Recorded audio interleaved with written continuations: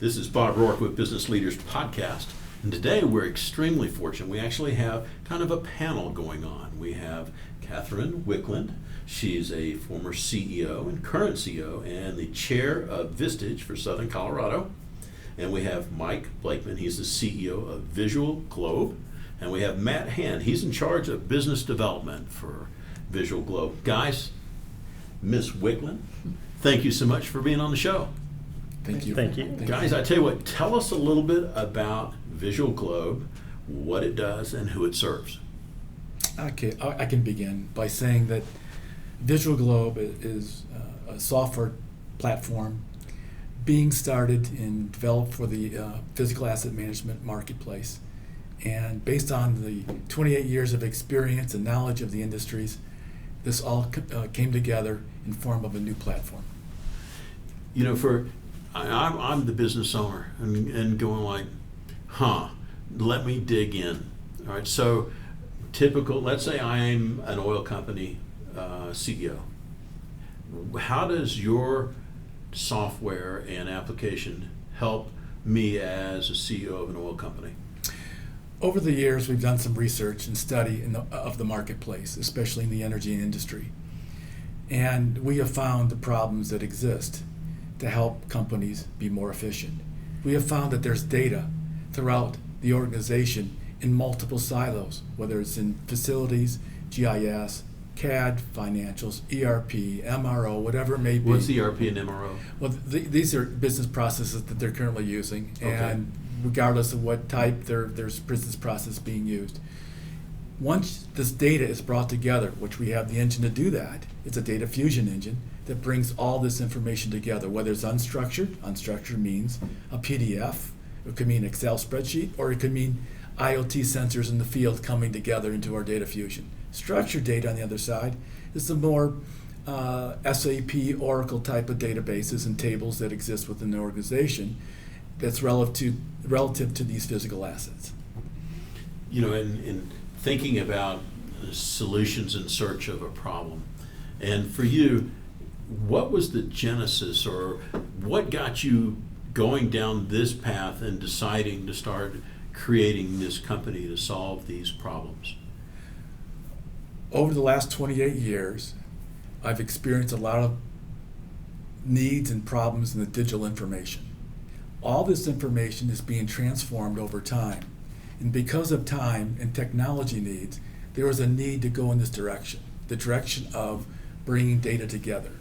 And bringing data together is going to solve a lot of problems based upon the needs of our customers. It could be anything from maintenance and inspection to government compliance. There's a whole host of challenges that the companies are facing, but bringing the data together for the very first time allows us to make predictive analytics, decision making, allows them to make better decisions than they've ever made before immediately. And the visualization that they see with the dashboarding and the KPIs that we can do with the data through the data fusion model allows senior level employees or even managers of operations or projects to be able to see and visualize what's happening in real time. By taking the collected data that you have from a physical inventory standpoint and collecting all the data for maintenance records, for collecting the data because you have responsibilities for contracts, to the people that are actually using the piece of equipment or assets in the field. Bringing all that data from a collected standpoint doesn't give you the value or show you the value that you need from many different departments such as engineering, operations, maintenance, construction. So by showing them the visual model and giving them that visual representation, you're breaking down those walls of those silos and giving them something that they can all have a communication methodology to use. It's one visualization of one product or one asset. They all share interests, but they all use that data in different ways. Bridging the gap by bringing that together solidifies and provides a solution for that problem. We were talking before the episode about a piece of equipment that went on a walkabout, for lack of a better term. So maybe that would be a reasonably good illustration of a problem. Yes, we focus on the most expensive assets in the field, whether it's a transformer for $500 million or a compressor that's $5 to $10 million in the field. But when a large oil and gas company out of Oklahoma City says, I had a compressor moved from Texas back to Oklahoma City, and a year later nobody even knew it was moved. I mean, this is the kind of problems they're faced with. What we like to think of first is ask any CEO, CFO, operations facilities, show me where all your assets are, and the answer is, I can't do it. And we're saying, yes, you can. And not only can we show you, but we're going to tell you everything about that asset. It's just like your phone. Your phone has all the information at your fingertips, everything about you, all your friends, all your photographs, all your videos, everything is on that phone. Why can't you have that access to a large corporation, to a large customer who's looking at their physical assets? Mostly physical assets are the area where we're worried about risk of life, we're worried about the operations shutting down because of lack of maintenance. So when the ball bearings need to be replaced, and they were not, when the assets moved 1,000 miles and you don't know it, these are problems that we can solve because of the integration and bridging of data. You know, it sounds like a really large intelligence operation between data gathering and indicators to me. And you've had a couple of folks that you've talked about that have been in this industry for a while, where they have disparate pieces of equipment and so on, and they're a real fan of what you guys are doing. What are the kind of comments that you're hearing from the folks that know the solutions that you guys are bringing to market? We've had a lot of positive feedback regarding bridging the silos I was talking about, where they had individual operations or plans about a specific asset. So they would follow one channel in one organization, when they would have redundant process and redundant data in another silo doing the same thing with that data. And by bridging the gap and moving those two together, you're showing vulnerabilities and visibility to where they have gaps in their processes. That has been key in the feedback that we've gotten so far. Is I have a need for this, because you're taking down the walls between the organizations by showing the data and where it's redundant in one effort where somebody else is doing it on the other side. Do you think these companies are even aware of the gaps? Well, I was going to answer the question of what kind of response we get. For example, one utility company said, looking at their data, within 30 seconds, they said that data is wrong, because they've never seen it together. And they're saying, wow, where have you been the last 6 years? We've been looking for this. You know, I think about what you just said. Wow, that data is wrong. And you go, that data was measured by somebody else. That data was not Intel. That data was not useful. That data was theirs. And you shake your head and go, somebody was busy collecting, creating, and curating the data. Waste of time. Mm-hmm. You know, and so I think about the business owner, whether it's a large utility or whether it's a big real estate company that has HVAC and whatnot all over the place. The ability to curate, understand, and bring all these pieces together, that's really what you guys are talking about. And that visualization factor, because we were looking at your software not that long ago, and you were looking at a 3D rendering from a CAD drawing of the physical plant, and you literally could go from here to another location, and you go, what about that thing over there? You could pull the maintenance record on that. And so I think for the property managers and others, I bet the insights for the people that saw that were really rather remarkable. What you are referring to is a 3D visualization of your physical assets on Earth where it belongs. And where you have the ability to take each of those assets and convert it to a hot object, hot intelligent object. And it can turn colors. It can alert you with different scorecards or dashboards based upon the needs of that particular asset. I showed you, Bob, that there's a green, yellow, and red, for example. You know, green I'm going to ignore. Yellow, I might start looking at it, and red, I'm going to take action. So it's all about taking all this data, which is just raw data, and converting it to actionable intelligence, the ability to make decisions like you've never made before, thus providing you with a permanent reduction in your operating cost, permanently, not just temporarily. And tying into other processes and applications and platforms that you have as well is a critical piece of what we have done. when you look at the 3D model or the immersive technology that we're using, where you can look and physically go in a location where your asset resides, you can also tie that asset to a work order, a work management system, finance, things that you really care about from that particular asset and all of those channels. We can do it to other applications, engineering, as we mentioned earlier with the different products that we talked about, SAP and Oracle. That's another key part of what we're developing, is making it transactional in the way that it operates, so that you can manage and maintain all aspects of your business where in regards to that asset. So the ideal clients so far, as I understand it, anybody that has massive plant equipment, obviously the energy space, whether it's utilities or oil companies, real estate companies with vast and extensive, geographically spread. Were we talking, Kath, about schools as well, colleges? Yeah, universities, right? Anybody with facilities, whether it's higher education, medical campuses, or even government military bases. And for some of the business owners that may be going, well, isn't this out there already? What's been done so far? Just the siloed work predominantly? When you look at the different technologies that we're bringing together for the very first time, you're going to see pieces of that being approached by other companies. Big data is here. There's large corporations focusing on big data. You're going to see visualization, and you're going to see artificial intelligence. But when you bring it all together, you're solving something that they can't solve on their own, which gives us a differentiator in the marketplace. This is the time. We know the time is there. The market told us, the research has told us, and the customers have said, here are my problems. They give us pages of documents saying, here are my internal problems. Solve them for me. And it's going to be done through our solution. And then when we solve those problems, it's all about why. Why are we doing this? It's not just because it's new technology, it's great to have and wonderful. It just isn't happening. But what's happening is I'm taking this and making decisions to save time and money in my company right now, immediately. We can tell you day one, when you see the data come together, you're going to be making a decision to save money.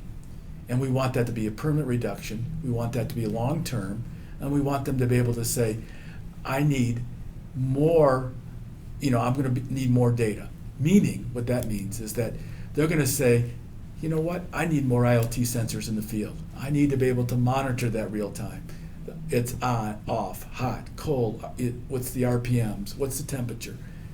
What's the maintenance log? What's my usage rate? Do I have a backlog? Do I have too many on hand? Do I have too few on hand? Did the one break in Oklahoma and didn't break in Texas? Do I have one in Texas and I need it in Oklahoma?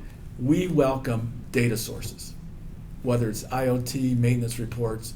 When it comes to IoT, that is the future of just about any major business when it comes to operations. Being able to see real-time information coming in.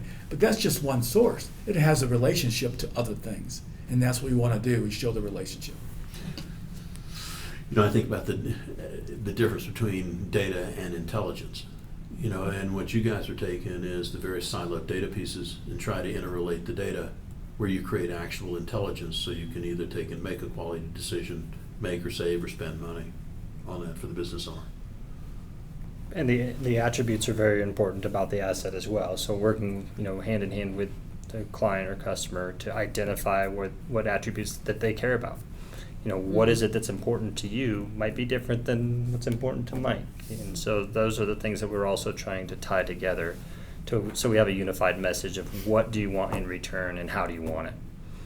And I think that's important with the visualization piece is one, but tying it back into their legacy systems is another. It sounds fabulous. Way to keep track, create intel, execute quality decisions, identify gaps. And provide effective solutions. Absolutely. Well, shifting gears a little bit, all right? Now I'm going to this is where I get to quiz you guys to death.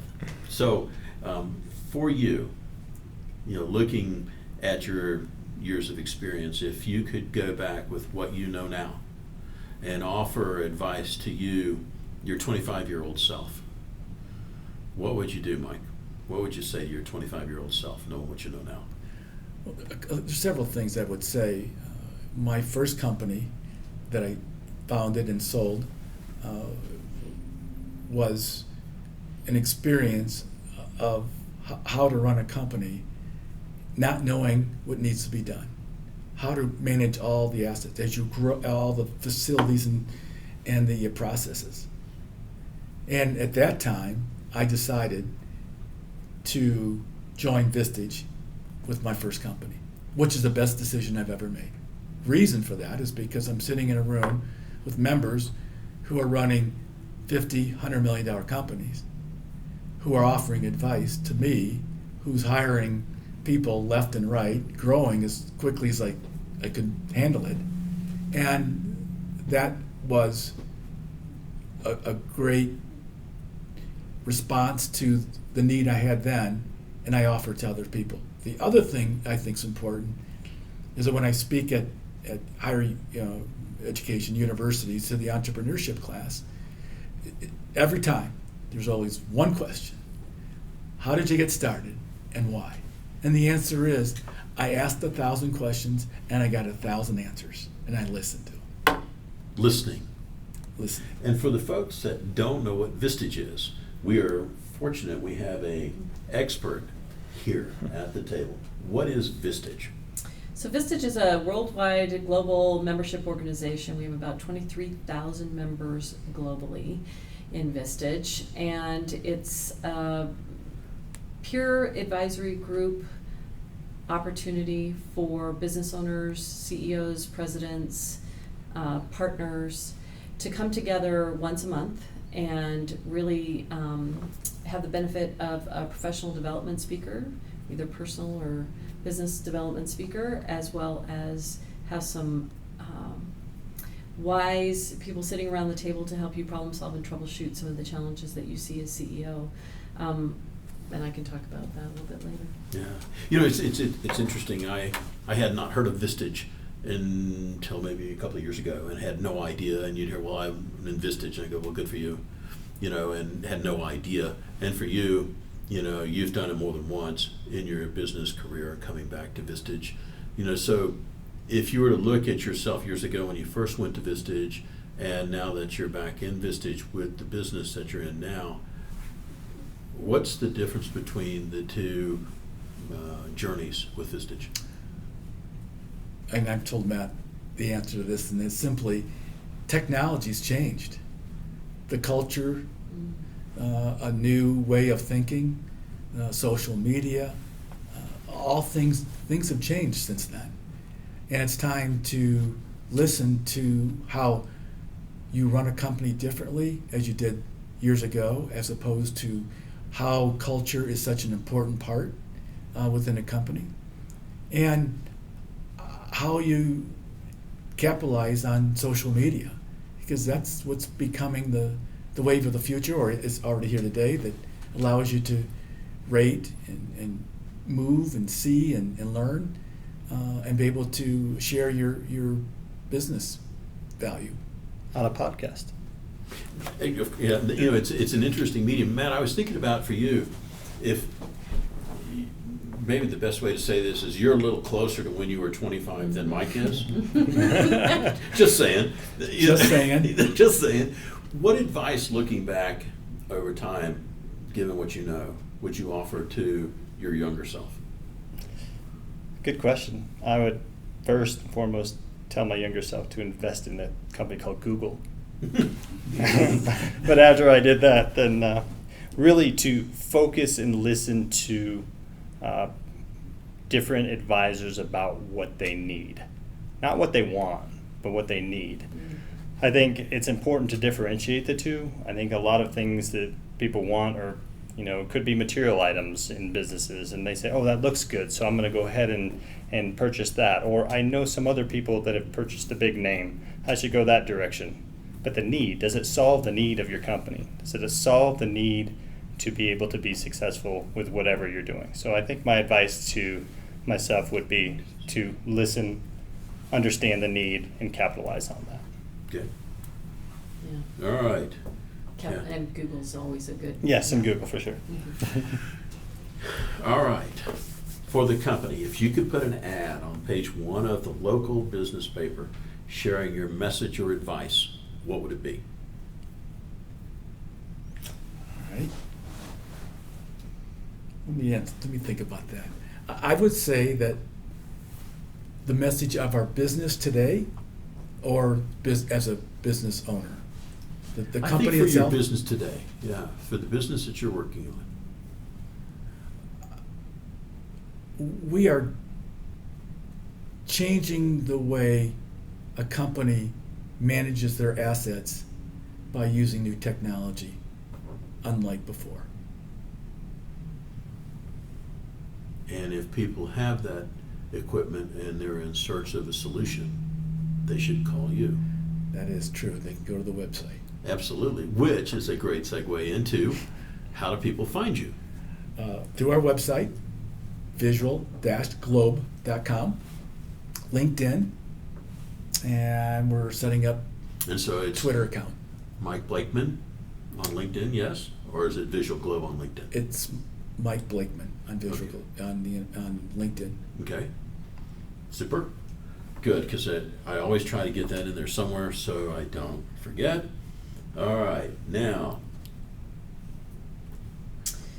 So Mike, what is the best allocation of your time or initiative that's helped your company, and why?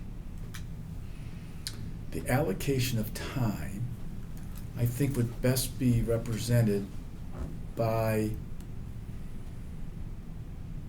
being in the industry, listening to customers tell us what we need and what they need and how to improve their processes.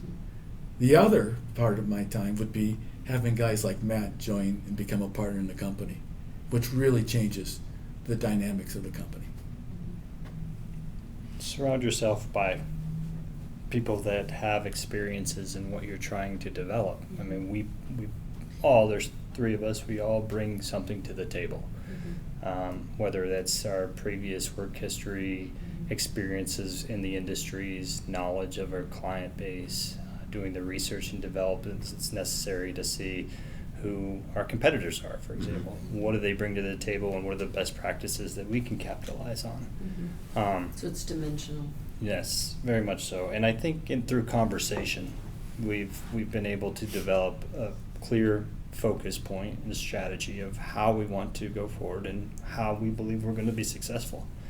And you capitalized on it again, and I'll go back to a previous statement, which is what I told my 25-year-old self, which is listen to the need. And I think that's really our message to our client base, and that's really what they've responded to, is we have a questionnaire that we send out, and they answer the questions based on their need, not their wants.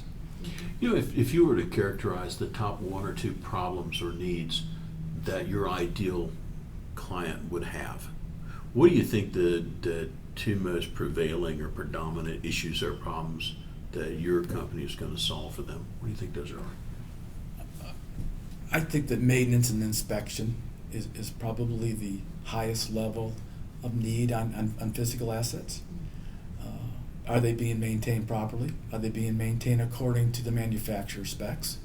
You know, for example, we can take your catalog on your particular asset that are sitting in paper form, and we can convert that and link that to the website of the manufacturer so you can actually see what's required. So throw away all those catalogs and manufacturing specs that are on the shelf. But I think it's all about that ability to look at your maintenance, look at inspection, and then be able to correlate it with other things, financials, facilities, and other things. But I think that's the most important, because when things shut down, people aren't happy, and we want them to be happy. That's usually fairly expensive when. Well, I'm looking at it from a cost perspective, right? If it's work stoppage, it's costing the company money, so you want to avoid that at every cost if you can, by looking at the current data and figuring out what's next. Someone might say, well, I already have an inspection and maintenance procedure. And we would say, great, we welcome that. but correlate it with other data, and then it changes the game. I'd be really, That's the sweet spot. former military, you'd say, okay, have you pulled maintenance? And you go, yes. Cool. What does it look like? All right, and you go, okay, I pulled the maintenance. You go, well, that's interesting. It's not the spec. Or you go, the specs change based on our experience. Or our preventative maintenance would suggest that 80% of standard is better and it preserves our equipment better. Or we're at 120% of time. Where's our spare one? Because this one's going to go based on our experience and the geographic wear and tear on whatever you have. So I think that for me, when I think about maintenance and proactive maintenance is saving me money and making sure everything continues to work over time, would be on my mind as a business owner. Boy, we're just getting to pick on you guys. This is enjoying this. One other thing I'd like to add with the maintenance there is that technology that we're talking about has changed as well. And so when you have a physical asset, there may have been technological advances to change the inner materials of that particular item.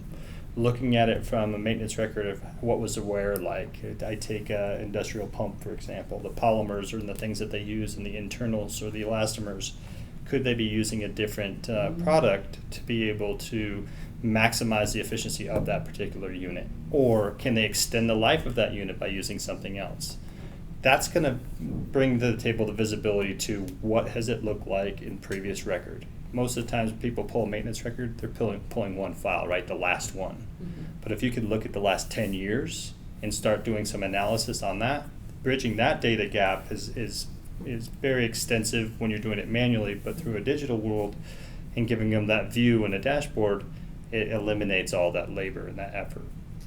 And you can do can you do a predictive forecast then based on the last 10 years? This is what you should expect going forward, and then preventative, right? Yeah, we do predictive and preventative based on client inputs. So we would have to work with them and understand what it is and what they're trying to do. But you look at caustic materials and things like that, and the example I just gave, that's going to show wear and tear. So we could do some really good analysis on that particular model to provide that analysis back to the client. Other industries do a lot of the same thing. What am I doing? What am I using? How am I treating any particular asset? And using the data to provide a background to that is going to, again, bridge the gap of communication and allow people to come together and say, hey, John down the road here has that expertise in his head rather than on paper. So guess what? He brings that value as he's seeing what we're talking about on the screen or even in the 3D modeling world. Because it's not just predictive and preventative from a asset perspective, but also from a teamwork perspective, right? Because you're able to identify what problems the gaps in communication or the right hand not talking to the left hand have caused the company, what pain points it's brought to the company and how much it's cost them. Right. Mike brought up the example of the people looking at the data right away and say, my data's wrong. Is your data wrong, or is how you input the data and what artifacts you're using to provide the data details wrong? Sounds like the compass is wrong. Right. That usually doesn't work out well. No. That usually doesn't. I was thinking about, as you were talking, we've had a fair quantity of climate events. And let's say you have a broadly diversified set of equipment across the United States, and some of it's working in what they would consider normal climate conditions for that piece of equipment. Then you have one that's heavily rained on, you have one that's heavily impacted by cold, and so on, and you could start looking at the anomalies of weather on your maintenance records and start getting predictive on what you do. And I think about the value of that particular thought process. There's a big windstorm, there was this, there was that, and you can go, based on history and based on these factors, we really need to pull maintenance on that faster. And it's not just the old guy that's on the site that understands that. But bringing in weather is just another data source. If you're taking that, the humidity is different between the north and the south in the United States, and it has an impact on assets. So there's other data sources that could be brought in to help predict the longevity of any asset. Or it needed preventative maintenance, right? I think about that as, I have this, I'm sort of visual, and I have this blinking light screen in front of me of, oh, that's good, and that's bad, oh, that one needs some help. And you can do just a heads up look and go, we need to reach out to that area to get that sorted out basically on one screen. And the ability to drill down on the screen to check the oil, for lack of a better term. Right. I like it. Yeah, what piece of advice can you share with us that you think most contributed to your success so far? I think it's the understanding, because I've been so involved with the industries that we're talking about.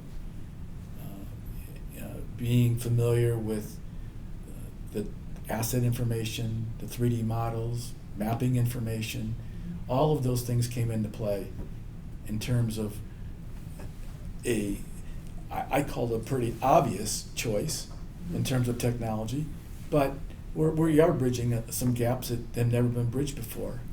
And I think the technology, when we talk about data fusion, makes a difference. It changes everything they do. And we talk about the fact that if you don't bring your data together and fuse it, you're going to be faced with some challenges, meaning you're not going to be competitive.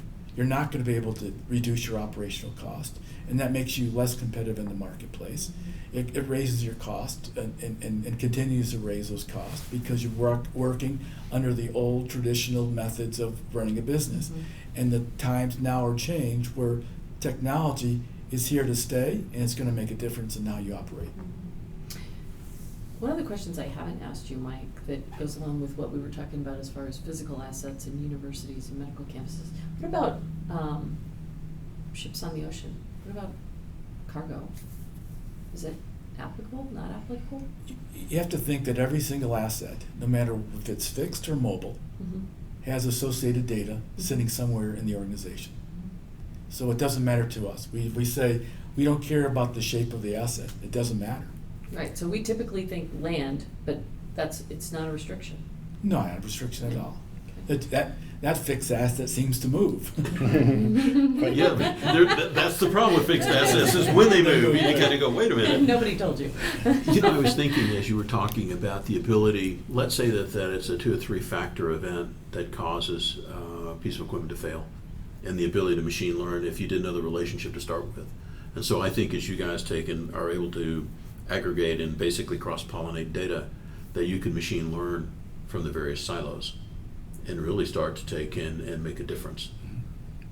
Yeah, I think that is one of our focal points, is understanding what data streams impact that asset, what makes it run, and what are the outputs of that asset. Understanding that piece of it is the discovery portion that we do on the front end with our client to say, okay, I understand what you use this for, but what else is it doing? Where else is it communicating? Does it have, a function where it has a reporting mechanism that's reporting back to a system that you don't know about from the operations perspective?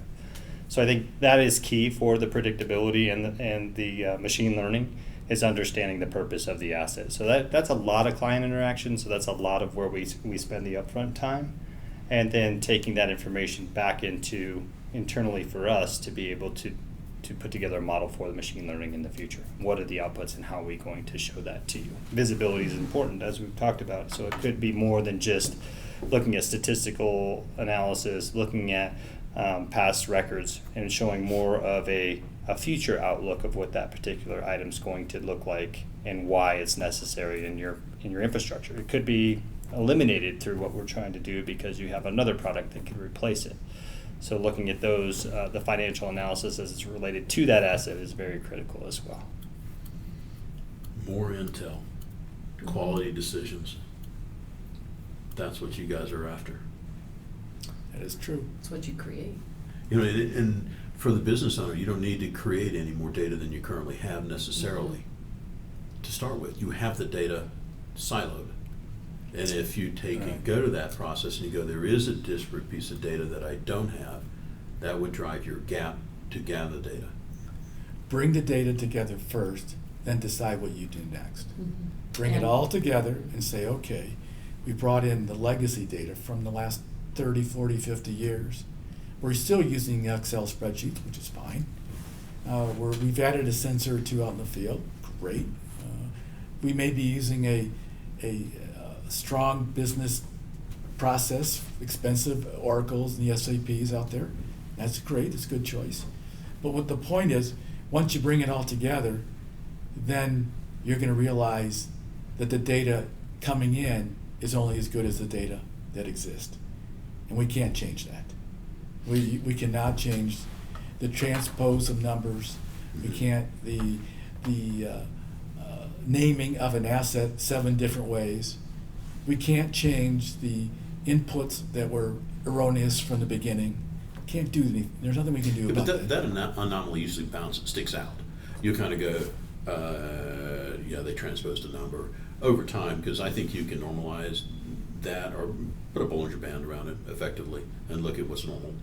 You can bring it together and begin to start to build normalcy in the data. Yeah, and you can think about it, does that make sense? Right. Based on whatever you're doing. And what I like so much about what you're talking about doing is I'm a fan of predictive behavior, and looking at what you're trying to do, and it gives me a basis to talk, to have some level of confidence in what I'm anticipating. And what if you have a load factor, one part of your system goes down, you have to double up the load on another location to cover for the one that's down. What does that do? I think it's important what you said, Bob, is a level of confidence. Yeah. How do we build it?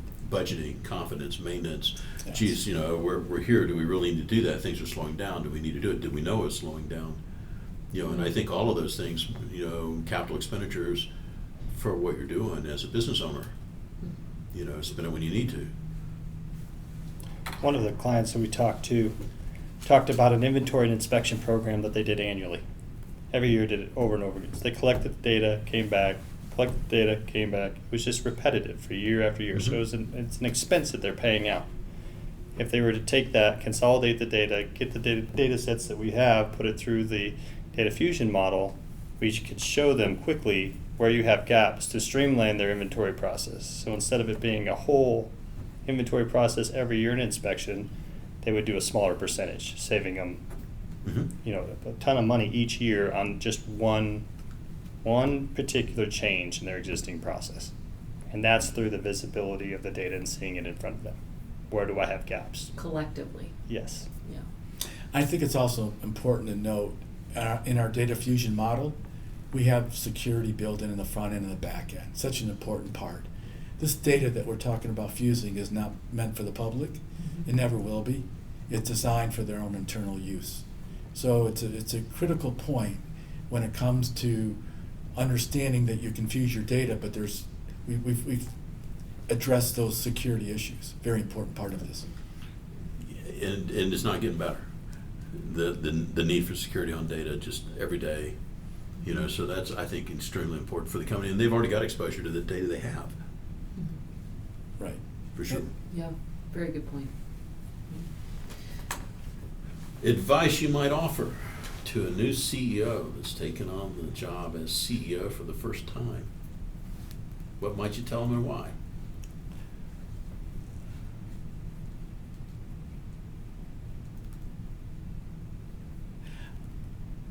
I would tell any entrepreneur, and I've told them before, you have to understand the rules of the game. Entrepreneurship has its own rules. It's not what everybody thinks. You think you have all the flexibility and time in the world, and you don't. I also say it's not about you can go to the dentist anytime you want. I think it's about understanding the rules of not having a security net below you, know the risks that are involved, and know the commitment you got to have in going forward. So it's so important that if you don't understand those rules, then you can't make it in the business world. And without experience, it's important to know those type of rules beforehand. Or most people would say that's inherent. That's who I am. That's what I grew up knowing. That was my own business from the age of 10. It's just always been part of the business, and so you've got to be able to. I try to explain, some of the examples of why, the commitment you've got to make, and I think it's critical. I think in many cases, like I'll be told, well, you should have good financials, and you go, well, thank you for that. I should be taller too, and so I think about for the business owner, entrepreneur, they're in business because they had a passion, but they never knew the rules, and they don't have. You go like, that's cool. Where do I go get those? Well, obviously, one is Catherine with Vistage. That's a good place to get rules. Where else might they go as a resource to get some of the things that you're talking about if they feel like they're short of that knowledge? Well, there's plenty of YouTube videos out there explaining the do's and don'ts of running a business, knowing the different components of the business. You got to understand that there's some people go into it saying, I'm an engineer, operations. I have no interest in sales and marketing. And you got to understand that there's 3 legs to every business. And you got to balance those 3 legs, or that stool falls over, right? Mhm. So you've got to understand all 3 together to make it happen. So your 3 legs, defined by you, what would they be? Operations, Mm-hmm. business development, Mm-hmm. and finance. Okay. And I would agree with you. Yeah. So looking back over the past few years, because you and I, we've been on this journey together, right, for a little while. And you started this, how many years ago? 3? Visual Globe. When did you start? Yeah, the Visual Globe started 3 years ago, Mhm. getting involved in creating 3D models, intelligent 3D models. Okay, so tell me again, what motivated you to start this, and then what keeps you motivated? Being involved in a software platform solution like this is highly motivating. And most importantly, it's a lot of fun. It's exciting. We're not just bringing technology to save, but everybody can have fun in the process. And the reason I can say we can have fun in the process, because of the software platform, we're going to make it so the user experience is going to have a fun experience when they're managing their assets. I think that's a whole new mindset to the operational world. And I think we're bringing that piece to it, which makes it fun. Yeah, so you're motivated because this is creating a solution for companies and organizations that they don't have right now.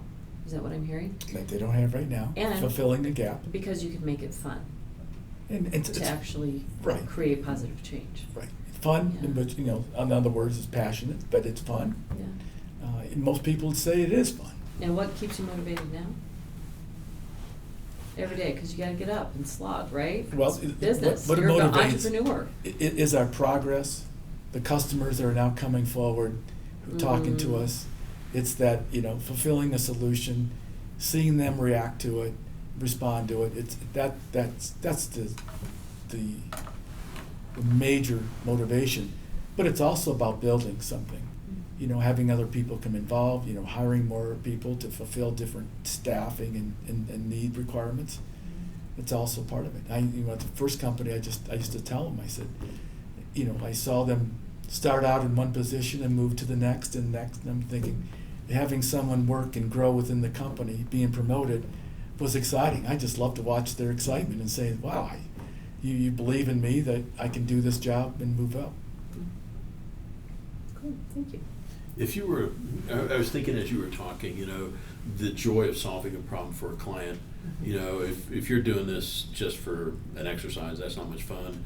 But if you can go and actually improve the life of your client by the solution you bring, there's a certain value to solving a problem. So if it was a perfect world and we were 3 years out from now and we were sitting back down to do this podcast again, where would you see the company 3 years down the road? I would see us both a national and international company, working with customers all over the world, focused on partners that are supporting and working with us to generate more projects and opportunities. I see it growing in terms of number of employees, the revenue. We think it's got substantial revenue growth already looking our way, so we're excited about that, and that's what I expect to see in the next 3 years. The diversity of clients as well. There's so many markets out there that this is applicable to, because we're not isolated into one niche. It's not one asset type. It's physical assets. You can go to 50 different industries and they would all say, yes, I have physical assets. And how can I help? How can you help me with those? Well, we can paint the picture and we can show them the roadmap of what we can do for them. I think that's what I'm inspired by, that and the fact that I think the services that we provide on top of what we do from the 3D modeling, what we show them, will help them develop internally, crash the barriers of communication. Obviously, I'm sticking on that a lot, and I've had that because of my past experiences. I've been into organizations, both corporate and independent, where you walk into the building and every group is in a different corridor. Everybody operates within their own structures. And when you try to bring everybody together, they have a different opinion. Again, going back to diversification in the marketplace, understanding different markets, understanding an asset, bridging the gap of communication is key to me. That's what drives me on a day-to-day basis. That's what I'm passionate about, and that's what I believe in what we're doing because of how we are bringing the visualization to the communication platform. You're breaking through glass ceilings, truly. Yes. I think as you were talking, there's always the one guy that's been doing this one particular job for years. He knows that one piece of equipment or that one thing like it's his kid. I mean, he knows it. Well, it made this noise. I need to go do this. But the institutional knowledge that resides with that person goes away when they leave the organization.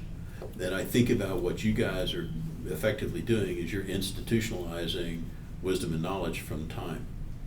And so it doesn't replace that particular wisdom of that person, but it preserves it and curates it for the entire company. Interesting. Yeah, and like you said, Matt, there are a lot of people they're just walking around with the knowledge in their head. Yes. Nobody's bothered to extract it or wouldn't know how. Right. And you're providing an outlet for them to extract that information and data and start measuring it.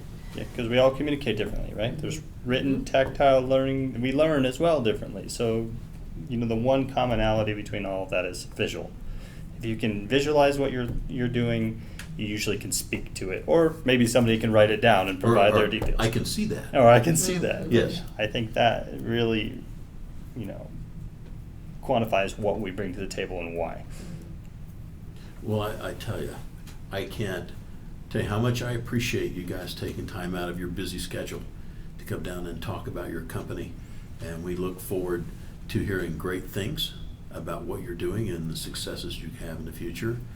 And Ms. Catherine, thank you so much for taking time out of your day to co-host this with me. Thank you for having me. Absolutely. Well, guys, Thank you. Thank wish you. you much success. Thank you very Thank you. much. Appreciate it.